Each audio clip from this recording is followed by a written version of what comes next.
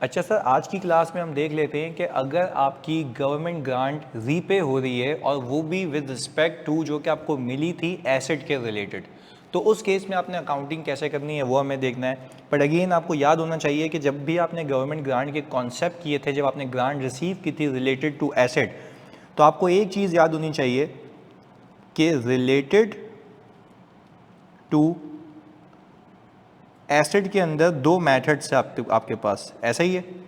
पहला मेथड आपका ये था फेयर वैल्यू मेथड, और आपके पास जो दूसरा मेथड था वो था नॉमिनल वैल्यू। अच्छा, नॉमिनल वैल्यू के अंदर आप क्या किया करते थे, जो भी आपको गवर्नमेंट ग्रांट रिसीव हुई है आप सिंपल एक काम करते थे, उसको आप एसेट की कॉस्ट में नेट कर दिया करते थे। इससे हुआ क्या करता था कि आगे आने वाले सालों का डेप्रिसिएशन उसी अमाउंट की वजह से स्प्रेड होके कम हो जाया करता था, ऐसा ही है। तो इसी चीज़ को समझने के लिए हम एक इलस्ट्रेशन देखते हैं और हम कहते हैं कि अगर आप नॉमिनल वैल्यू की अकाउंटिंग कर रहे होते हो और आपको गवर्नमेंट ग्रांट मिली होती है रिलेटेड टू एसेट और आपने उसको रखा हुआ था नॉमिनल वैल्यू मेथड से, तो क्या होता है उसकी अकाउंटिंग सीख लेते हैं। इसमें देखें वो कह रहा है कि on January 1 AMK limited received a grant of 50,000 to aid a purchase of a building having a cost of ₹200,000, यानी 50,000 मिले हैं मुझे 2 लाख रुपए की बिल्डिंग को परचेज करने के लिए। The useful life of the building was 5 years. The grant was conditional upon AMK employing 50 daily wages for next 2 years, यानी कंडीशन ये है कि भाई इस कंपनी ने 50 लोगों को वेजेस पे रखना है अगले 2 सालों के लिए, तो ये कंडीशन हो गई। पर अगेन अगर यहाँ पे एम्प्लॉयमेंट की कंडीशन है भी, तो मेरा कहने का मकसद ये था ना बच्चों कि आप इस केस के अंदर तो एसेट की लाइफ पे उसको डेप्रिशिएट करते हैं, ना कि इस वाली कंडीशन के ऊपर, क्योंकि वो उस एसेट के रिलेटेड है। आगे जी, विच वर हायर्ड इमीजिएटली ऑन 31 दिसंबर 2020। अच्छा, अगर मैं कहूँ कि जनवरी 1 2019 है, तो 19 और 20 2 साल मुझे कितने एम्प्लॉयज को रखना था, 50 को, वेजर्स को। आगे ऑन 31 दिसंबर 2020 यानी अगले साल 5 एम्प्लॉयज छोड़ के चले गए due to non compliance of 70% of the grant shall be repaid, यानी वो कह ही रहा है कि भाई 70% ग्रांट को रीपे करना है। पहले तो हम 2 सालों की अकाउंटिंग कर लेते हैं, ऐसा ही है। हमने कहा सर मैं यहाँ पे जनवरी 1 2019 पे एक एंट्री बनाऊंगा, बैंक डेबिट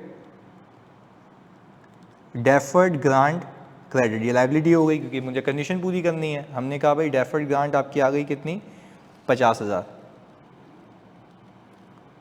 ये हो गया हिसाब किताब। अच्छा जी, फिर हमने कहा कि भाई हमने एसेट खरीद लिया, तो हमने बैंक को किया क्रेडिट और एसेट को कर दिया डेबिट, और एसेट का नाम दिया हुआ है आपको बिल्डिंग। सही है जी, ये कितना हो गया, 2 लाख रुपए। फिर आपने इसी दिन पे एक और कारनामा किया होगा, आपने डेफर्ड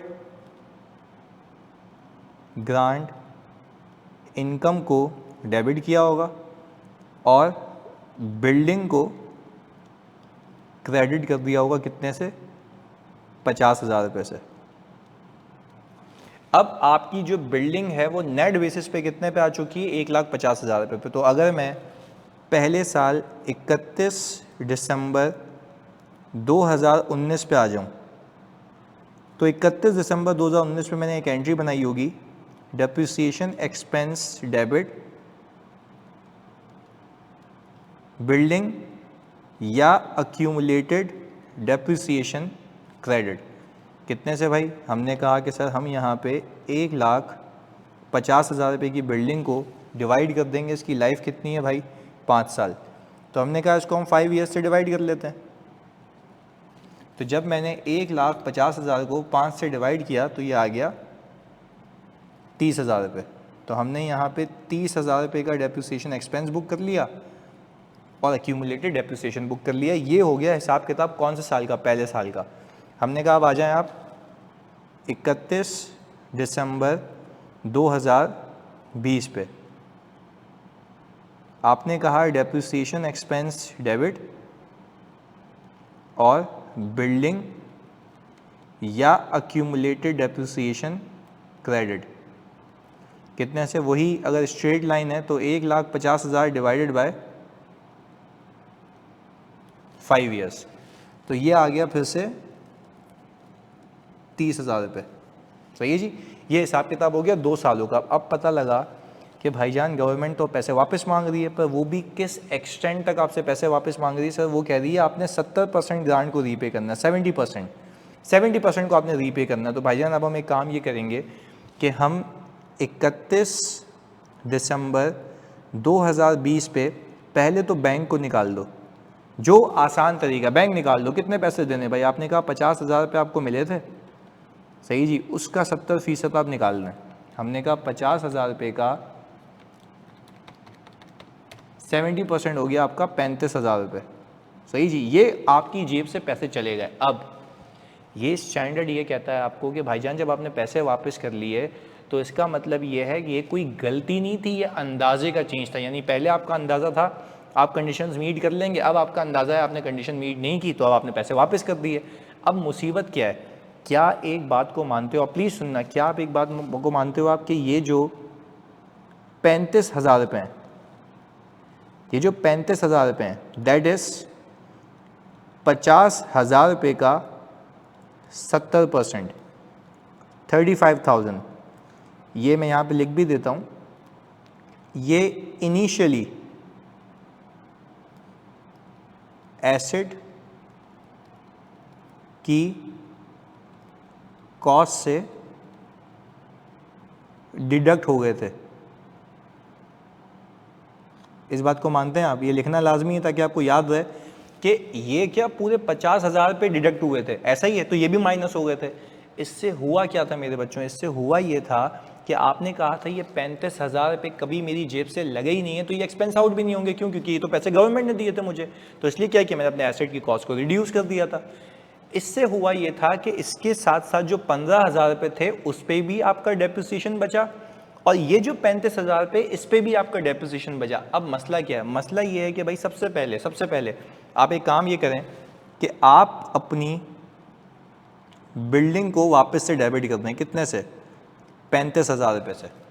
अच्छा, यानी अब एक बात समझने की है कि आप जो शुरू से समझ के बैठे हुए थे, प्लीज़ सुनिएगा, आप लोग जो शुरू से समझ के बैठे हुए थे कि ये 35,000 रुपये आपकी जेब से लगी नहीं है, गवर्नमेंट कह रही है भाईजान ये पैसे वापस दे दो, आप इसके लायक नहीं हो, आपने कंडीशन को ब्रीच किया, 70% वापस कर दो। मैंने कहा 70% वापस ले लें, पर कहने का मतलब ये है कि क्या आपने अपनी पीपी को कम किया हुआ था? यस, उसकी वजह से इस पर डेप्रिसिएशन बच गया, तो आपने कहा पीपी को उतने से बढ़ा दें जितने से बढ़ना चाहिए, क्योंकि ये भी आपकी जेब से लग चुके हैं, ये बढ़ गया पीपी।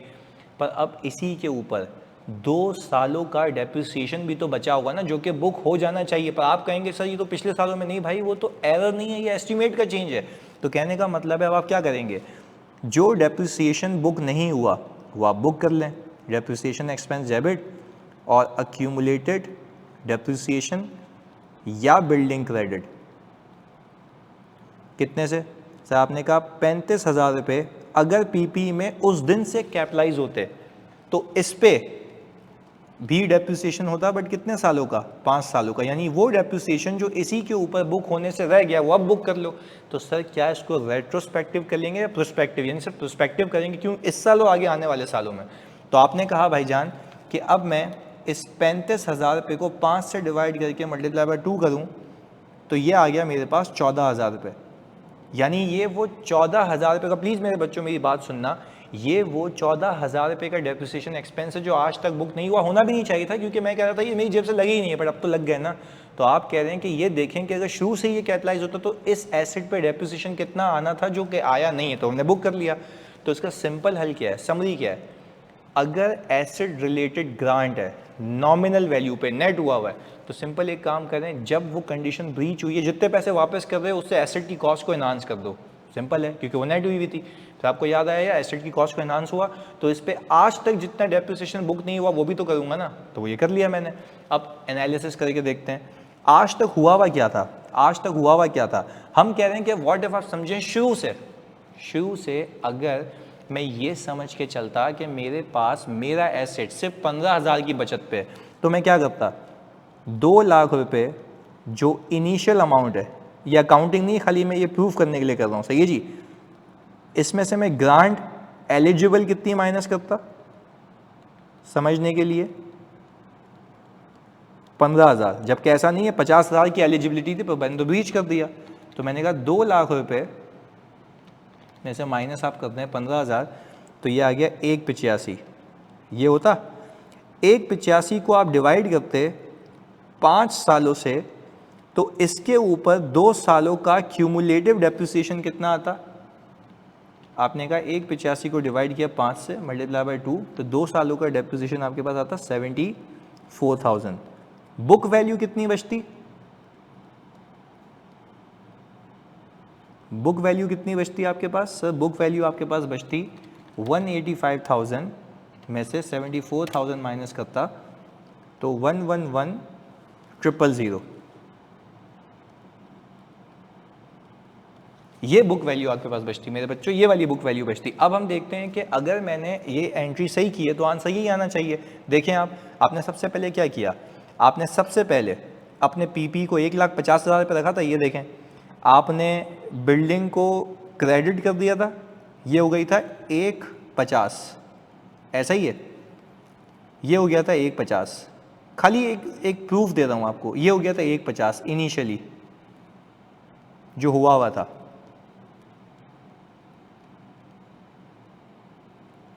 ये इनिशियली हो गया। अच्छा, इनिशियली में से आपने 30 माइनस कर दिए, कितने हो गए? 1,20,000। इसमें से आपने 30 माइनस कर दिए, कितने हो गए? 90,000। ऐसा ही है। तो आपने कहा 150 में से 30 माइनस की 1,20,000, फिर 30 माइनस की 90,000। मैंने कहा 90,000 में आपने ये 35,000 रुपये ऐड कर दिए, 35,000 ऐड कर दिया, और फिर आपने वापस 14,000 से कम कर लिया। तो आपने कहा कि भाई अगर मैं इसको वापस 14,000 से माइनस कर लूँ तो एग्जैक्टली यही आता है। यानी आपने ये सारी अकाउंटिंग की है ऐसे कर लिए कि शुरू से ही ऐसा चल रहा था। बात समझ आती है? तो यहाँ पे करके भी दिखा देता हूँ। अर्लियर जो हुआ था, जो अकाउंटिंग से हुआ है, सही है जी। आपने कहा इनिशियल रिकॉग्निशन आपने 150 पे की थी, फिर 30 माइनस किया डेप्रिसिएशन के नाम पे, फिर 30 माइनस किया, फिर आपने 35,000 रुपये ऐड किया, फिर 14,000 रुपये माइनस किया। ये सारी चीज़ें आप ऐड लेस करेंगे, सही जी।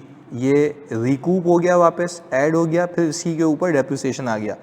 इन सबको आप नेट करेंगे तो आपके पास आ जाएगा 111,000 की अमाउंट।